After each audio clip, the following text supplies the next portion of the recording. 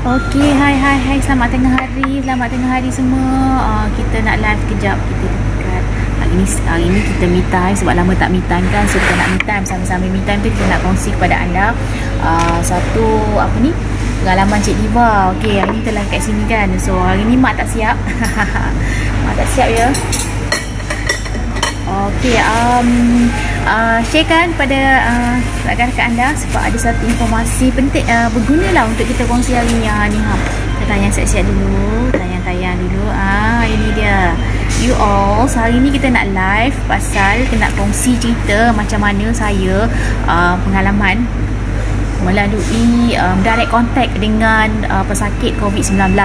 Masa tu saya sebulan yang lalu. Okey, ni pengalaman saya nak kongsi sangat. Saya rasa di musim-musim COVID ni kita perlu banyak informasi berkenaan dengan macam mana kita nak berdepan, sebab nak tak nak kita kena hadapi orang kata kenyataan bahawasanya kita hidup bersama dengan COVID memang ada bersama dengan kita dan dia tidak pun menampakkan tanda-tanda dia akan dihapuskan virus itu. Tetapi sebagai manusia kita kena di era baru ini kita kena belajar untuk beradaptasi. Saya harap audio clear ke? Audio clear tak? Mungkin kalau boleh respon audio clear. Okey, sebab kita pun dekat kafe ni. Okey, so hari ni saya nak berkongsi satu pengalaman saya lah menghadapi orang kata pengalaman sebagai orang kata direct contact dengan pesakit COVID-19. Memang betul-betul direct contact. Okey, dan macam mana saya menghadapi orang kata situasi tersebut, saya deal dengan situasi tersebut. Saya nak berkongsi ya. Okey, thank you, clear. Alright. Okey, so kepada anda semua, ini adalah hari ini bukan saya nak mempromosikan produk apa, tapi saya nak berkongsi pengalaman. Tapi saya menggunakan sepanjang tempoh kuarantin, saya menggunakan alternatif ini. Okey, alright. Mula-mula sekali sebenarnya kita cerita pasal ni, saya nak cerita pada awal bulan 1 saya merupakan pengacara untuk program Buah Bicara. Buah Bicara ni banyak kami bertemu dengan kontak daripada para pemimpin politik. Waktu tu memang sedang orang kata macam nak canak kes melibatkan kluster politik negara, dan saya antara yang terpaksa berdepan dengan ahli politik sebab saya mengendalikan rancangan secara langsung, diskusi ataupun forum bersama dengan ahli politik. Dan nak jadikan cerita, pada awal bulan lepas saya dalam satu studio next to saya, bersebelahan dengan saya merupakan pesakit positif 19, dan beliau datang ke studio dalam keadaan demam serta bergejala, tetapi dimaklumkan bahawasanya demam biasa sahaja. Dan waktu live itu memang dengan batuknya apa semua, dan kita tak sangka pada esoknya kami tim dimaklumkan bahawa beliau adalah positif, disahkan positif COVID-19, dan kami semua terpaksa menjalani kuarantin dan juga swab test. Okey, so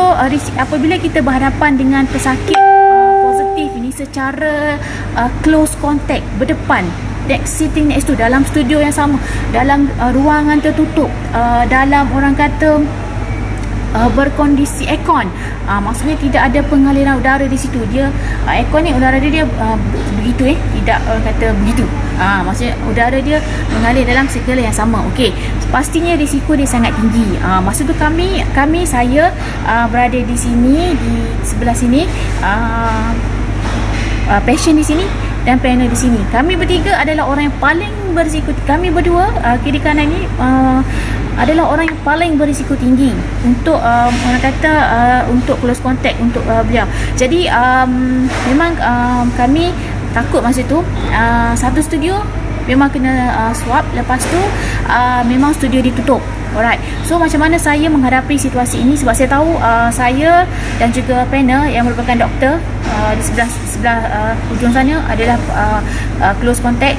Selepas 2 hari, kita tahu apabila kita terdedah dengan pesakit COVID-19, selepas 2 hari baru kita boleh buat swab test. Jangan terus hari ni kita jumpa dia, esok terus buat swab test.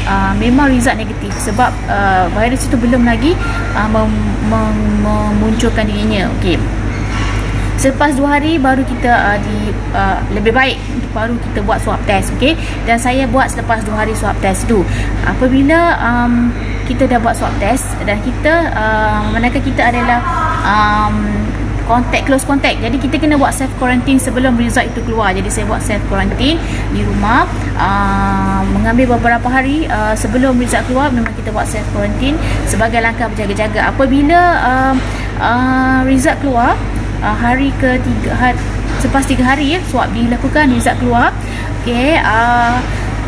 alhamdulillah saya dan juga semua tim produksi kami semua negatif.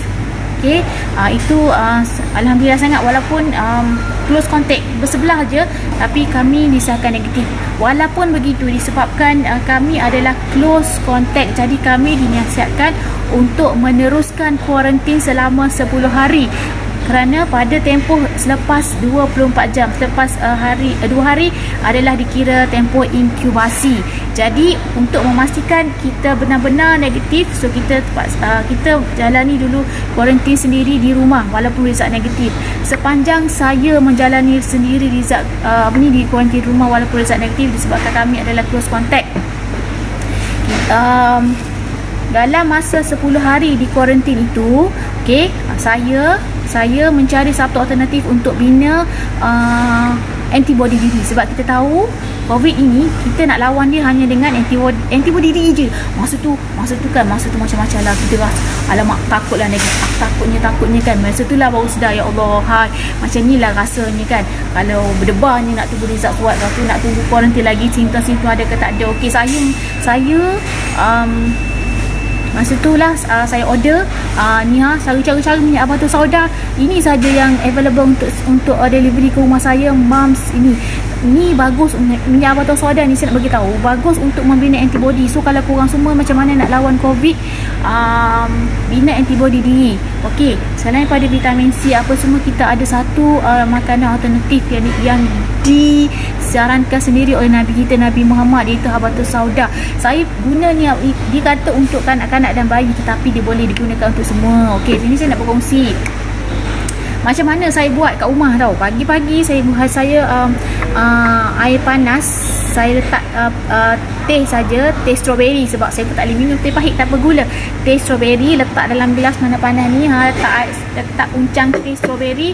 Lepas tu saya spraykan minyak Habatus Sauda ini dalam minuman saya. Spray minyak Habatus Sauda ni. So inilah minyak Habatus Sauda dia. So saya spray dia dalam minuman saya. Saya minum setiap pagi sebelum breakfast. Hot tea, plain hot tea. Tak ada gula, tak ada apa, uncang teh saja. Lepas tu saya minum dengan saya spray ni, dan saya minum untuk dalaman saya.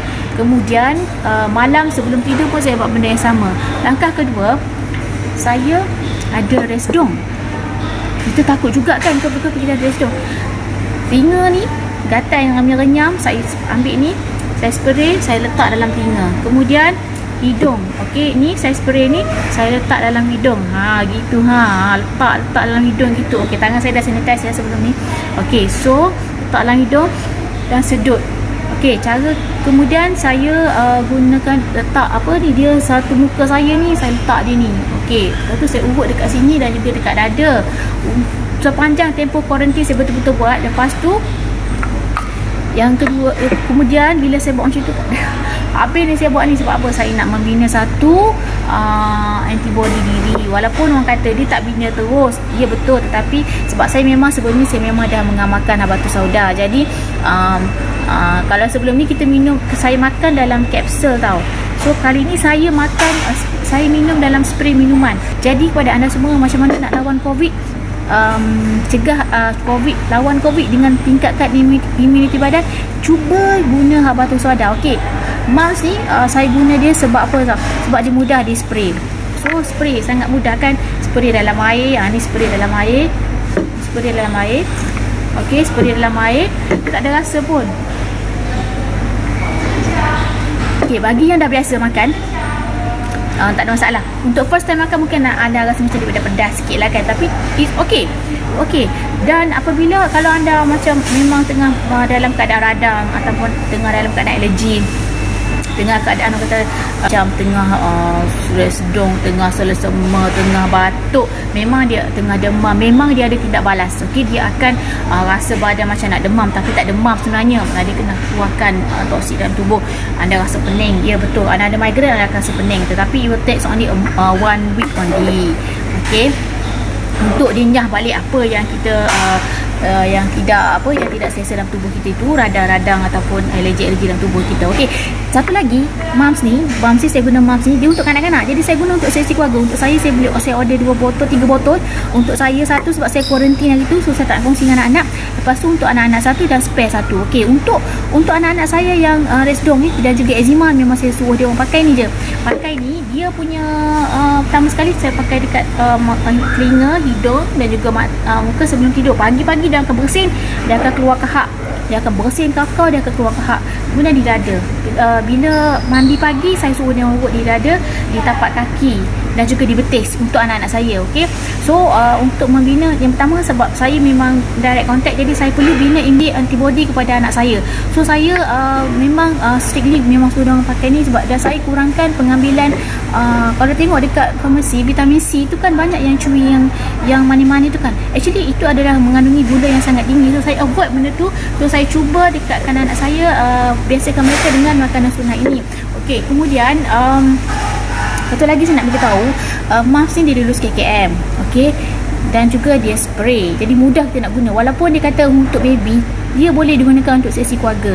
Alright, by the way, tak kisah pun apa-apa produk you guna, as long as itu adalah habatus sauda. Tetapi untuk yang spray macam ni senang. Sebab apa tahu? Sebab you boleh spray dalam gelas minum pagi-pagi macam ni. Okey, spray saja, spray dan air minum. Okey,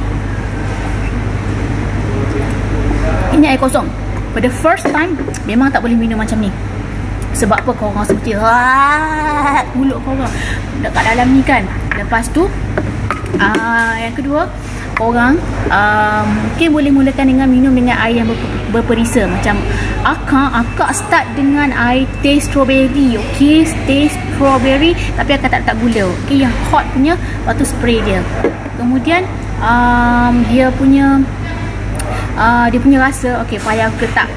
Bukan payah dek, nak oyak cerita dia rasa macam semacam pedah. Nak pedah tak pedah, gitu. Habatus sauda. Okey, jadi ada setengah budak-budak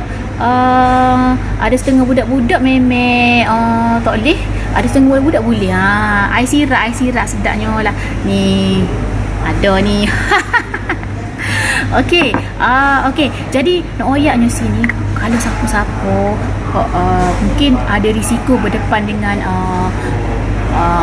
terdedah dengan orang-orang yang mungkin ada positif COVID ni, start bina antibody dengan habatus sauda deh. Tak kisahlah brand ke apa-apa. Okey, nak cerita lagi satu, habatus sauda ni dia ni bagus untuk selain pada kalau mask ni, dia punya kalau biasa kita guna, kita tahu dia untuk kanak-kanak, untuk mengatasi batuk berkahak, menegakan sesama. Lepas tu dia bantu menegakan sistem pernafasan pada anak-anak, pada bayi kan. Bila kita makan dia bila kita seumur pada bayi bukan makan, bayi dan kanak-kanak, kita tidak makan macam ni, minum macam ni. So kita letak di hidung ataupun di dada dan juga di tapak kaki. Okey, tapi bagi kita yang dewasa ni, kita lagi banyak radang dalam tubuh kita, so kita spray dan juga minum lebih baik. Okey, dia juga untuk mengurangkan alternatif untuk mengurangkan eczema dan juga resdung. Benda-benda ni semua bermula daripada perut kita.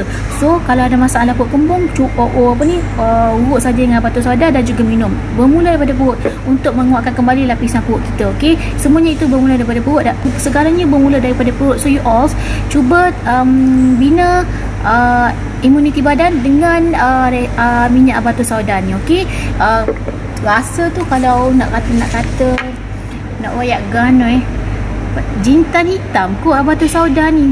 Rasa dia lagu mana? Rasa jintan hitam lah. Okey, tapi kalau tak boleh minum dengan plain water, boleh minum dalam kapsul je. Tapi feel dia kalau kita minum dalam air panas, air teh sambil kita spray tu kan, kita hidu bau tu pun dah jadi aromaterapi ataupun salah satu cara nak rawat dalam hidung kita ni, resdung ni sampai ke belakang ni, pernafasan, salah satu cara juga nak rawat batuk-batuk.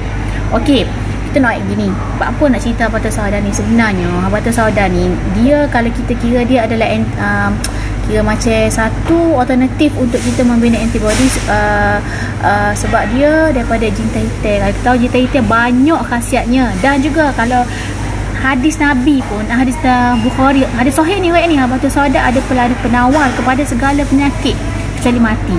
Salah satu penawar kepada segala penyakit adalah batu sauda. Jadi cubalah, kita boleh cuba untuk cari alternatif macam mana nak bina antibody. Cuba pilih batu sauda. Kita beramal dengan batu sauda ni, kaedah dia yang pertama untuk kesihatan. Kita amal secara konsisten untuk kesihatan. Yang kedua, kita amal ambil sunnah berkat Nabi. So dua benda, ambil sunnah berkat Nabi dapat pahala, amal untuk kesihatan badan pun, untuk kebaikan badan pun dapat pahala. So dapat pahala situ. Okey, hari ni sekarang ni kita akak nak kongsi gini ya. Kat mana? Okey. Terima kasih clear Cik Ma. Okey, Cik Ma clear, bagus Cik Ma pun Tasha clear. Okey, Haizan hai. Okey, wave sikit. Aida Riri hai, Wanje hai, Amalina hai. Okey, Cik Allah nak Mikael cari. Okey, Syarifah Nazina hai. Okey. Okey, lepas tu ni nak kongsi ni tips macam mana nak guna batu sauda dengan cara yang betul. Kita dah ada batu sauda ni salah satu brand dia. Nanti ada lagi brand. Mula-mula sekali, kalau anda ada asma ni, nak kongsi 10 tips macam mana nak guna batu sauda dengan betul. Dengar mula-mula sekali, kalau anda ada asma ni, musim COVID ni orang asma kena betul-betul berhati-hati. Sebab apa? Sebab saya punya one of the team crew saya, dia ada asma tau. Bila kita orang semua buat swab test, kita orang semua dapat result negatif kecuali seorang ni je. Apabila pihak hospital telefon, apabila pihak hospital telefon bagi tahu result dia ni inkonklusif, tak boleh nak bagi result ada apa tak ada. Sebab apa? Kerana dalam swab dia tu ada percentage, nak kata ada, tak ada, nak kata tak ada, virus tu. Bila track record dia punya history kesihatan, rupanya beliau ada asma. Padahal beliau duduk, kru teknikal dia duduk jauh daripada patient yang positif tu. Saya dengan doktor duduk sebelah dia. Beliau ni duduk jauh sebab dia kru yang mengendalikan audio dan semua, jauh belakang. Tapi dia hospital telefon kena do reswab. Sebab apa? Sebab dia result dia tidak negatif, tidak positif. Rupanya dia ada asma. Jadi orang asma, betul-betul musim COVID ni anda kena bina jati diri, antibody diri. Okey. So macam mana asma ni? Asma ni dia suka bernafas. Macam mana nak tips cara betul nak guna? Petua dia kena oles di dada dan juga di punggung. Ingat orang asma kalau nak guna batu sauda ni, oles di dada dan juga di punggung. Lepas tu titih dalam minum air. Makin sahaja tadi, titih dalam minum air setiap pagi. Okey, spray lah titih ke apa dalam minum air setiap pagi. Orang ada asma. Yang kedua, ibu-ibu ni golongan yang paling banyak ni kena ni. Sakit sendi, sakit punggung, kebah kaki, kebah tangan. Sebab mak-mak ni banyak buat kerja ataupun ada berusia ke. Tak ada 3 berusia, Sailor ni pun dah mula rasa. Dia ni sakit sendi punggung, kebah-kebah ni kan, bila kita terlalu banyak buat kerja. Okey. Saya pun memang amalkan juga ni. Cara yang betul adalah kita kena oles di tempat yang kita sakit itu 3 kali sehari. Sakit dah ni orang Tina mudah kena free shoulder ni kan. Ni pun dah ada mula rasa sakit. Okey, mula hari tak nak akak ni okey dah. Okey, 3 kali sehari oles di tempat sakit, ataupun sakit urat betis, sakit urat punggung, salah pinggir, 3 kali sehari sakit sendi sakit tu, gosok oles di tempat tu. Yang ketiga, okey, bagi yang ada masalah sesama dan hidup tersumbat ni pun kena hati-hati sebab musim COVID ni.